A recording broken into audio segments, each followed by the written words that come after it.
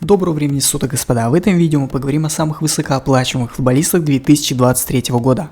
После безумной активности на рынке клубов из Саудовской Аравии к сентябрю рейтинг самых высокооплачиваемых футболистов изменится кардинально. Уже сейчас в топ-10 вошли 3 футболиста, которые раньше не могли мечтать о таких больших зарплатах. На 10 месте Кевин Де Брюйне на Манчестер Сити, зарплата 24,7 миллионов евро. Даже после перехода Эрлинга Холланда у Де Брюйна все равно останется самая большая зарплата в Манчестер Сити – 24,7 миллионов евро против 23 у Холланда. И по идее он должен был выпасть из топ-10, но пока еще держится. Все благодаря уходу из футбола Жерара Пике и разрыву контракта Реала с Эденом Азаром. На 9 месте Нголо Канте, Аль-Иттихад, зарплата 25 миллионов евро. Улыбчивый француз, страдавший от травм в последние годы, как и Бензема, уезжает в Аль-Иттихад. Контракт Канте не такой большой, всего лишь 25 миллионов евро в год. Также Канте будет продвигать бренд Саудовской Аравии в соцсетях, но по этой части его гонорар неизвестен. На 8 месте Кулибали, Аль-Хиляль, зарплата 29,5 миллионов евро. Самый неожиданный представитель списка. Челси оказался в серьезной финансовой проблеме, поэтому летом устраивает большую распродажу. В Саудовскую Аравию переехали 3 игрока – Канте, Кулибали и Эдуард Менди. В ближайшее время за ними может последовать Хаким Зиеш. Кулибали, несмотря на все авансы, так и не стал новым Джоном Терри. Провальный сезон в Челси связан в том числе и с проблемами в обороне. Хорошо, что руководству клуба удалось выгодно продать активы, да и сам защитник неплохо пополнит свой кошелек. На 7 месте Андреа Иньеста, Виссел Кобе, зарплата 29,8 миллионов евро. Андреа Иньеста добился всего, что только можно. Выиграл чемпионат мира, Евро, Лигу чемпионов, множество чемпионатов и кубков Испании. Поездка в Виссел Кобе – это заслуженная пенсия для одного из самых лучших футболистов в истории. Однако надо отметить, что Иньеста уехал в Японию не только ради денег, но и ради бизнеса. Иньеста – главное лицо компании Rakuten, уже бывшего спонсора Барселоны. Это взаимовыгодная сделка. Японский бренд популяризирует себя на испаноговорящем рынке, а Иньеста на азиатском. В таком возрасте надо думать, что будет после карьеры, и кажется, испанец точно не обеднеет. На 6 месте Оскар, Шанхай, зарплата 30,6 миллионов евро.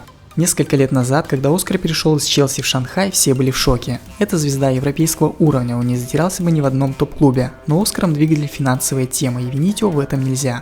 В Европе бы ни один клуб не платил ему столько, как китайский Шанхай. 31 миллион долларов или 30,6 миллионов евро – это самый большой гонорар среди спортсменов в Азии. Оскар – главная звезда китайской премьер-лиги, и лишь единицы бы отказались от такого щедрого предложения. Да, бразилец не выиграл Лигу чемпионов, зато регулярно попадает в топы самых высокооплачиваемых спортсменов. На 5 месте Неймар, ПСЖ, зарплата 49 миллионов евро. У Неймара, несмотря на не самую выдающуюся игру, зарплата 49 миллионов евро. Отчасти из-за этого парижане в июне хотели спихнуть бразильца в другую команду, но в мире сейчас нет клубов, способных удовлетворить запросы нападающего.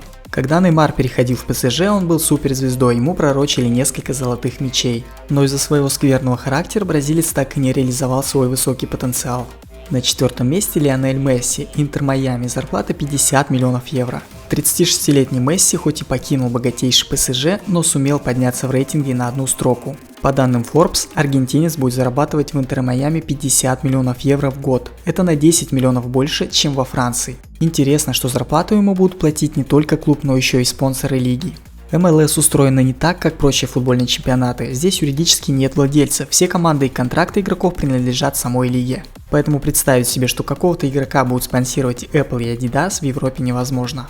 На 3 месте Килиан Мбаппе с зарплатой 57 миллионов евро. В прошлом году Килиан Мбаппе мог перейти в Реал, однако после обсуждения с родными и звонка от президента Франции Эммануэля Макрона он остался в ПСЖ. Он подписал контракт с клубом, правда теперь вновь появились слухи о его переезде в Мадрид.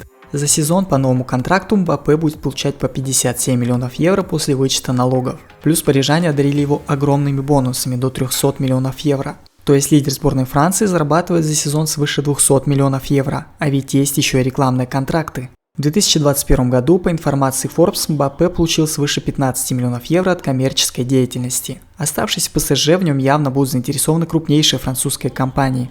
Все-таки сейчас Килиан чуть ли не самый популярный человек страны. В 2023 году рекламные предложения могут лишь возрасти. На 2 месте Карим Бензема, Аль-Иттихад. Зарплата 100 миллионов евро. Главный новичок рейтинга, обладатель золотого мяча 2022 года, выиграл все с Реалом и теперь поедет на заслуженный отдых в Саудовскую Аравию. Вместе с этим француз очень мощно пополнит свой банковский счет. По некоторым данным, Бензема будет получать по 100 миллионов евро в год, плюс еще 20 миллионов за продвижение бренда страны. Из-за этого француз резко взлетел на второе место в нашем рейтинге. Для сравнения, в Реале Бензема получал в 4 раза меньше, он с трудом входил в топ-15 самых высокооплачиваемых футболистов мира. А теперь на ближайшие годы вряд ли его кто-то сдвинет со второго места. Наоборот, он может стать лидером, если Роналду уедет из Саудовской Аравии. Ну а на первом месте Криштиану Роналду, Аль-Наср, зарплата 200 миллионов евро.